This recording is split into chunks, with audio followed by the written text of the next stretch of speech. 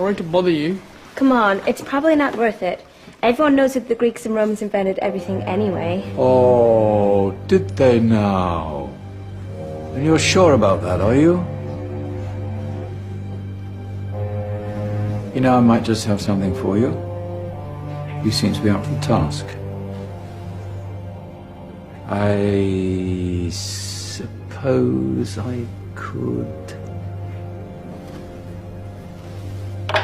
Follow me. I've got just the book for you.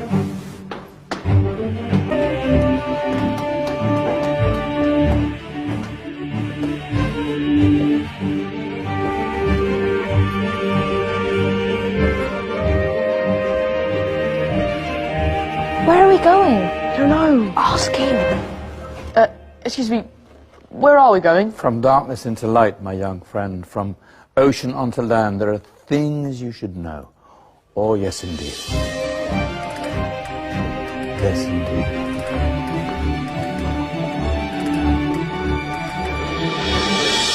Now, I know I left it round here somewhere.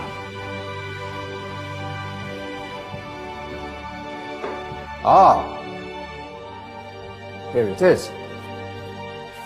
Now, take a look. If you dare.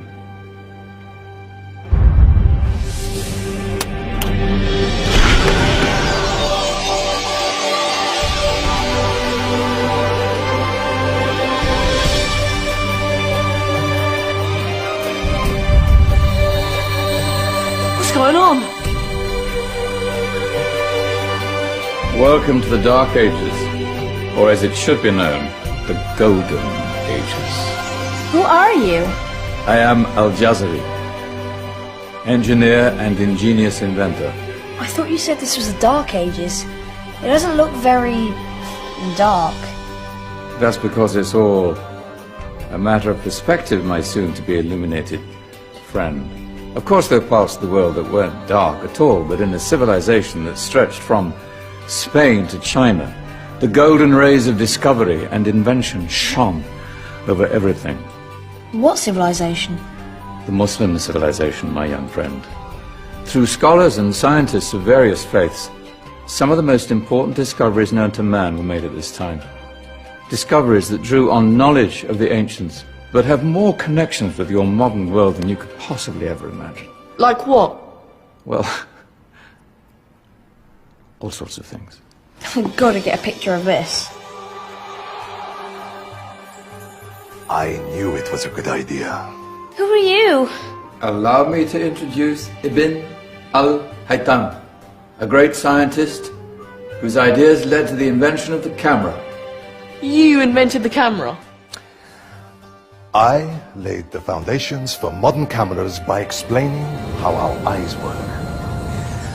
I found a way of projecting an image onto another surface through a small hole in a dark room, later called camera obscura.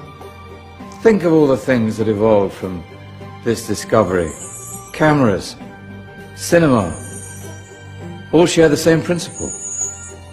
Cool.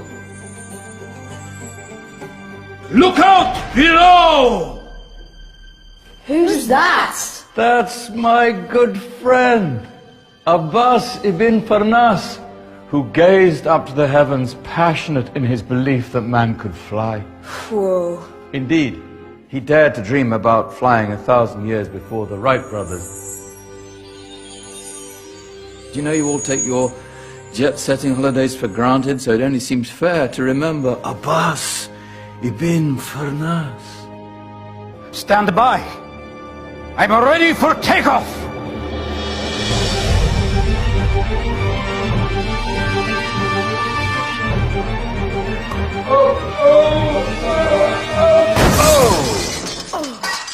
He did forget one thing, though. A tail, useful for landing. Ah, my back. Is there a doctor in the house?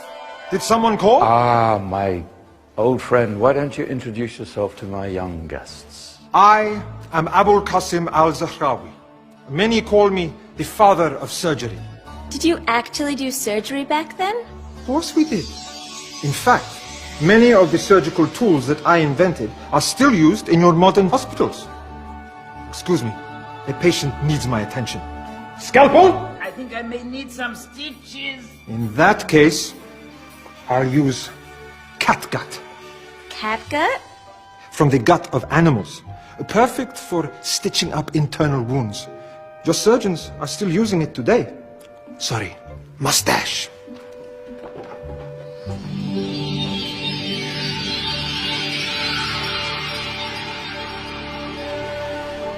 Who's she?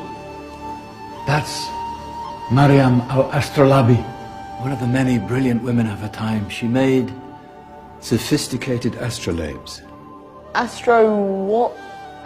Astrolabes. They show the sky and the stars on a small flat plate you can hold in your hand.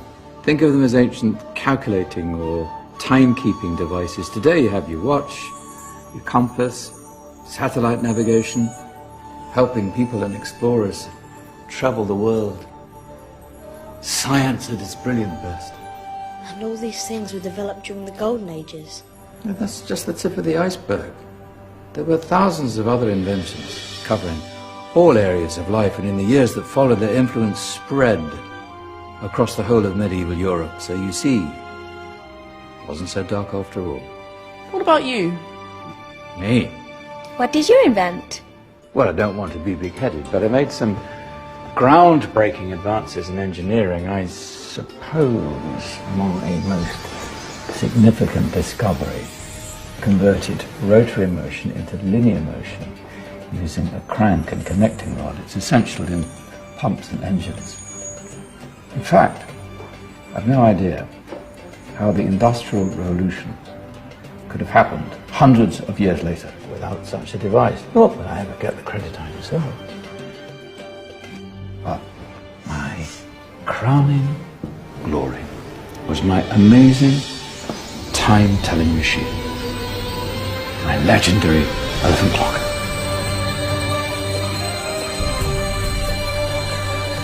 It's a clock. Yes.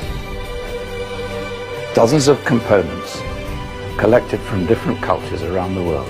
Indian, Greek, Arabian, Egyptian, Chinese. Wow. A United Nations clock. That is pretty cool. Does it actually tell the time? Wow, yes, of course. If it wasn't for me, thousands of people would be late for everything. Speaking of time, we better get you back. And remember, spread the word. This was a golden age, and I've only shown you a tiny part of this wondrous time. There are countless other scientists and inventions directly connected to your modern world. You're just going to have to find out for yourselves. No, wait.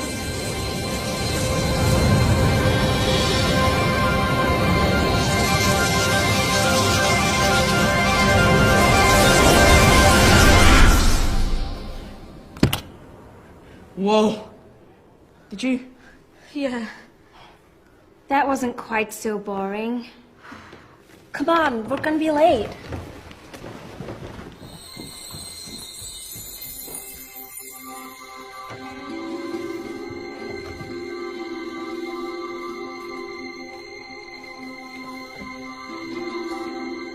So, what have we learned? The Romans, the Greeks, the Renaissance, and the Industrial Revolution all have great relevance to us today. Where's Tony's group? Just there, miss. Ah, our intrepid Dark Ages group. You probably had a much harder time finding any connections with the modern world. Actually, miss, that's not strictly true.